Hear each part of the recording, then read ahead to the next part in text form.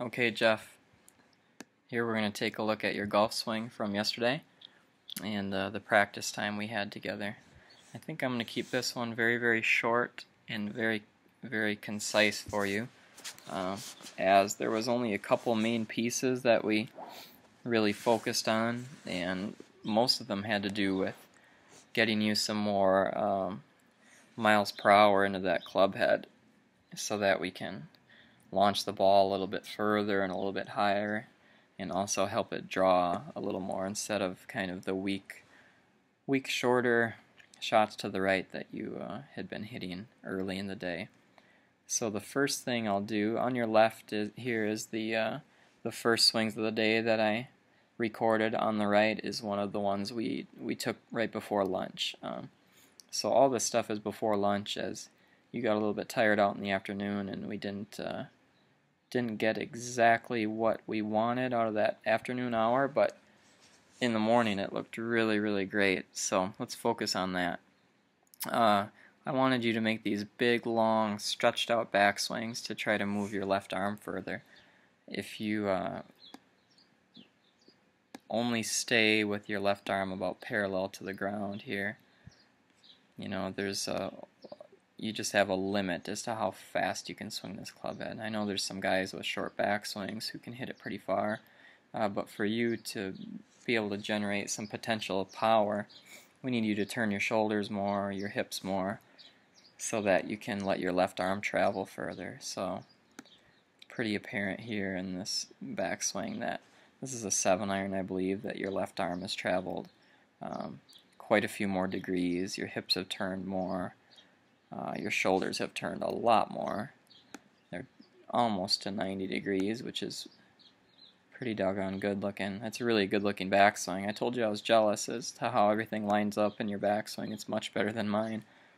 And, you know, that was one of our big focuses. So keep feeling like you're stretching out this backswing all the way to the top. I know it's a little bit of a reckless feeling for you, but I think you have to kind of get out of your comfort zone with these short backswings and basically let it rip. So let's move both of these swings down to parallel to the ground, and I want you to focus on that yellow line that I put on your instep of your left foot, and kind of how your hips and knee and things like that move in front of that line. So we're making very aggressive forward moves into your left leg here, so feeling like you're crushing a pop can under your left foot the whole way down during the downswing, so you're pushing into the ground so that you can eventually use your body to spring up and kind of catapult that club into the golf ball a little bit faster.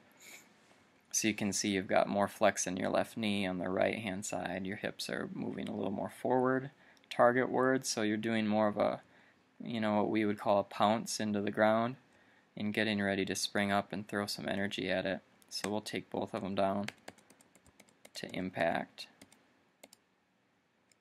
Get them synced up here again.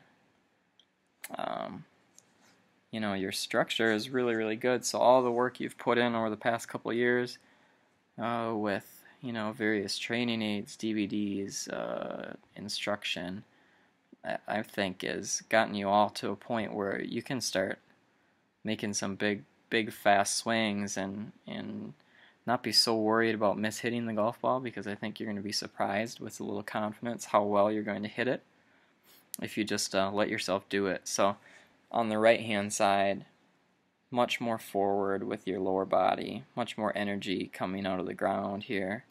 You know, this may look slight, but you can see on the left how your hips are starting to back up and spin out.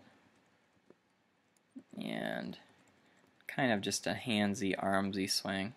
So as we stop it where your right arm's about parallel to the ground, look at how your hips have turned on the right. Your footwork has changed because your hips are more aggressively going, just more energy towards the target. Your head is released, you haven't kept your head stuck to the ground and let the handle or let the club face kind of flip by you. So much more powerful, athletic looking motion on the right. And that ball was hammered pretty good for you with a 7-iron, much further than the morning shots, higher, good contact, a little draw on it. So let's backtrack here and kind of show how you got there.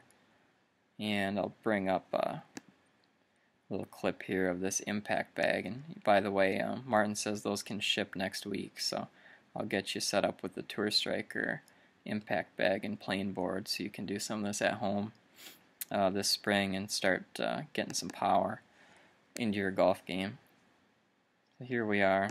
We'll put that same line on your left instep. Really forward in your front leg. Really delivering a blow to this thing. So you've never swung, I put you through quite a workout actually, you've never swung a club this hard in your life. And I could tell you're a little bit uncomfortable doing it, your balance got a little bit compromised, but I think you'll get used to that as you start moving the club faster and faster. And let's take a look at this one. Big, long, stretched out backswings. Looks great. Structure is good, so you just gave it a little test run there. And then watch this one. We'll just let it play.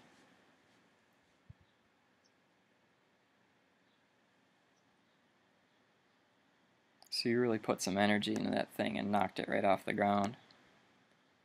But you're driving forward into the ground longer, then you're able to spring up and use your body as kind of a motor so that you can swing the club faster. And you know, all the basic alignments and things like that. You know, we can nitpick on some of that, but you have to start hitting the ball a little bit further to play more effectively, I think. And by doing some of this stuff to activate, kind of activate your lower body and let it rip and be a little reckless is really a good step in the right direction. So let me know if you have any questions on any of this. I'll get you that impact bag this week, and hope